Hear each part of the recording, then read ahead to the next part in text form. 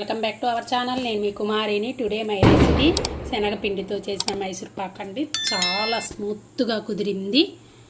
Equal క్వాంటిటీతో చూడండి. నేను తుంపి కూడా చూపిస్తున్నాను. ఎంతో స్మూత్గా ఉందంటే అంత బాగుందండి. ఇప్పుడు మనం ప్రాసెస్లోకి వెళ్ళిపోదామా. మెజర్మెంట్స్ పర్ఫెక్ట్గా ఉంటే మాత్రం చాలా బాగా వచ్చేస్తాయి.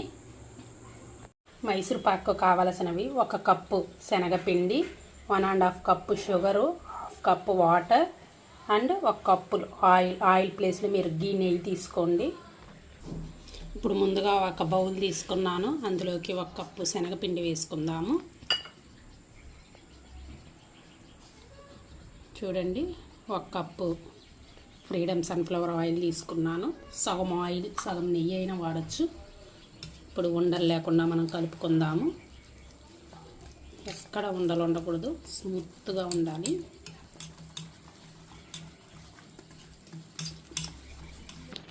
చూడండి, ఎక్కడ ఉండలు లేకుండా ఇలా ఉండాలి కన్సిస్టెన్సీ. నేను ఒక ప్లాస్టిక్ది ఇలా బౌల్ లాంటిది తీసుకున్నాను. ఇందులో 1 టేబుల్ స్పూన్ నెయ్యి వేసుకున్నాను. చూడండి, ఇలా బాగా స్ప్రెడ్ చేద్దాము.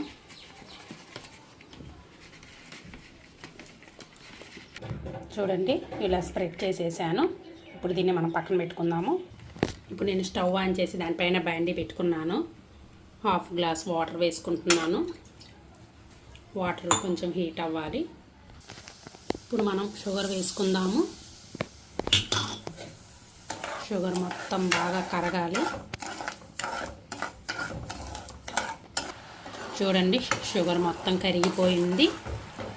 ఇప్పుడు మనం కొంచెం పాకం చూద్దాము. జస్ట్ ఇలా అంటుకుంటే సరిపోతుంది. ఇప్పుడు మనం ఈ మిశ్రమాన్ని కలుపుకున్నాం కదా, ఆ మిశ్రమం వేసుకుందాం. ఇందులో లో ఫ్లేమ్లో పెట్టుకోండి. ఇలా కొంచెం కొంచెంగా వేసి కలుపుకోండి.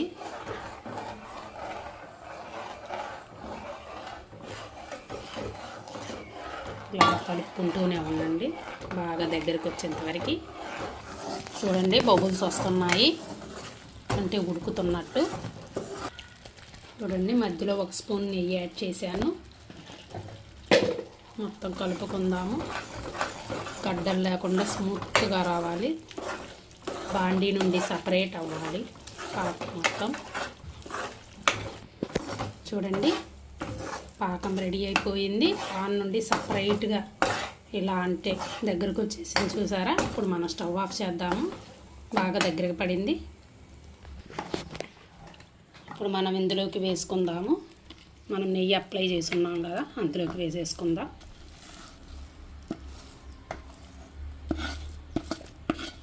చూడండి, వేసినప్పుడు ఇలా వచ్చినప్పుడు ఈక్వల్గా రావడం కోసం చేతికి కొంచెం నెయ్యి అప్లై చేసుకొని ఇలా అనండి.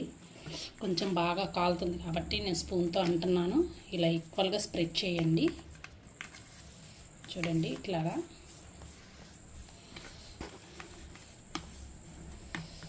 సమానంగా వచ్చింది ఇలా అనడం వల్ల. చూడండి, పూర్తిగా చల్లగా అయిపోయింది. మనం ఎడ్జెస్కి ఇలాగా అనుకుందాము. చూడండి, పూర్తిగా చల్లగా అయిపోయింది. ఎడ్జెస్కి ఇలా అనుకుందాం. ఎడ్జెస్కి చుట్టూ 4 సైడ్స్ని అనుకుందాము. ఇప్పుడు మనం దీన్ని ఒక ప్లేట్ తీసుకొని ఇలా అనుకుందాం. చూడండి, వచ్చేసింది స్క్వేర్ షేప్లో. ఇప్పుడు మనం దీన్ని పీసెస్గా కట్ చేసుకుందాము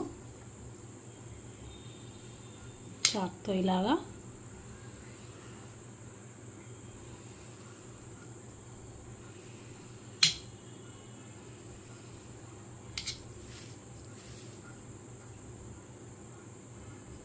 అలాగే మిడిల్లో ఇలా కట్ చేసేసుకుందాం. చూడండి, పీసెస్గా కట్ చేసాము.